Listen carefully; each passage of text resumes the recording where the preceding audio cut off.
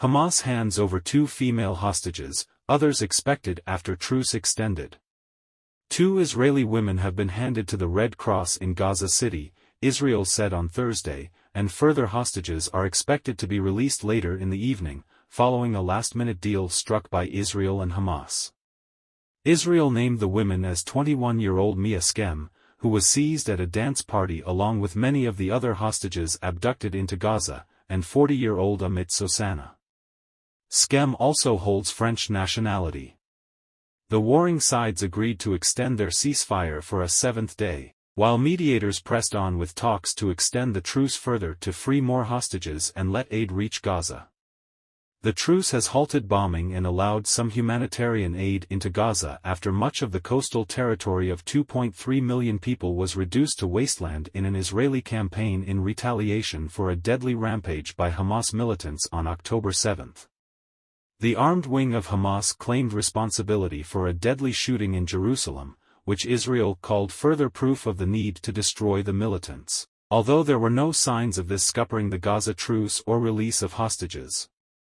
Earlier, Israel, which has demanded Hamas release at least 10 hostages per day to hold the ceasefire, said it received a list at the last minute of those who would go free on Thursday, allowing it to call off plans to resume fighting at dawn.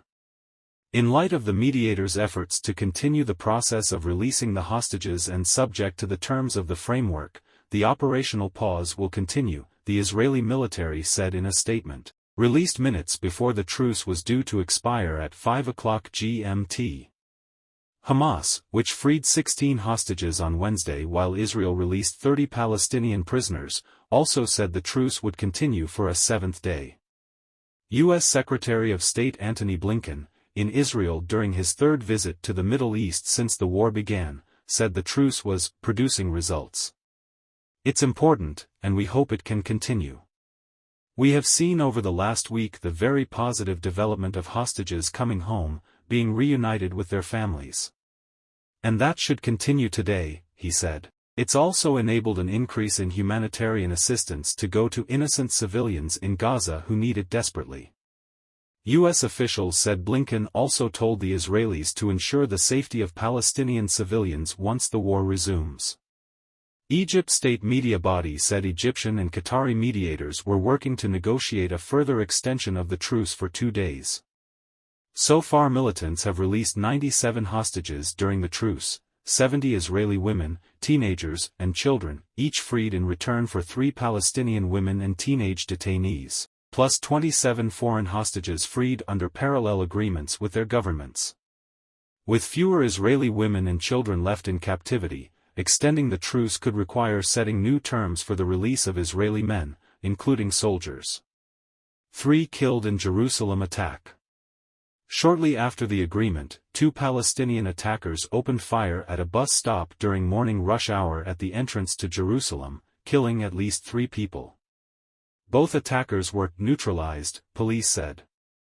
This event proves again how we must not show weakness, that we must speak to Hamas only through rifle scopes, only through war, said hard-right National Security Minister Itamar Ben-Gvir at the site of the attack. Hamas said the attackers were its members, and its armed wing claimed responsibility for the attack in response to the occupation's crimes of killing children and women in Gaza. But neither side appeared to treat the attack as an explicit renunciation of the truce. A Palestinian official familiar with the truce talks said its terms did not apply to what he characterized as responses to Israeli attacks in the West Bank and Jerusalem. Israel has sworn to annihilate Hamas, which rules Gaza, in response to the October 7 rampage by the militant group, when Israel says gunmen killed 1,200 people and took 240 hostages. Until the truce, Israel bombarded the territory for 7 weeks. Palestinian health authorities deemed reliable by the United Nations say more than 15,000 Gazans have been confirmed killed, around 40% of them children. A further 6,500 are missing, many feared still buried under rubble. Destroyed homes. According to the United Nations, up to 80% of Gazans have been forced from their homes, including nearly all residents of the northern half, which Israel ordered completely evacuated. Once the truce is over, Israel is expected to extend its ground campaign into the south. Gazans have been able to use the week-long truce to venture out, visit abandoned and destroyed homes, and dig scores more bodies out of the wreckage. But residents and international agencies say the aid that has arrived so far is still trivial compared to the besieged enclave's vast humanitarian needs. Those who fled the north of the Gaza Strip, including Gaza City, have still been blocked from returning. Many thousands of families are sleeping rough in makeshift shelters with only the belongings they could carry. What is a truce that doesn't bring us back home?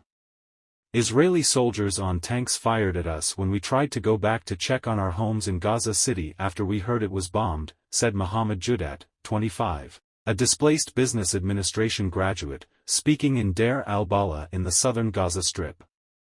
The United States, which has strongly backed its ally so far, is urging Israel to narrow the zone of combat and clarify where Palestinian civilians can seek safety during any Israeli operation in southern Gaza, U.S. officials said on Wednesday, to prevent a repeat of the massive death toll so far. Jordan was hosting a conference attended by the main UN, regional and international relief agencies on Thursday to coordinate aid to Gaza. Reporting by Nidal al-Mughrabi in Cairo, Mohammed Salem and Roleen Tafakji in Gaza, Humaira Pamuk in Tel Aviv, Ari Rabinovich and Emily Rose in Jerusalem, and Reuters bureaus writing by Peter Graff, Alexandra Hudson editing by Gareth Jones,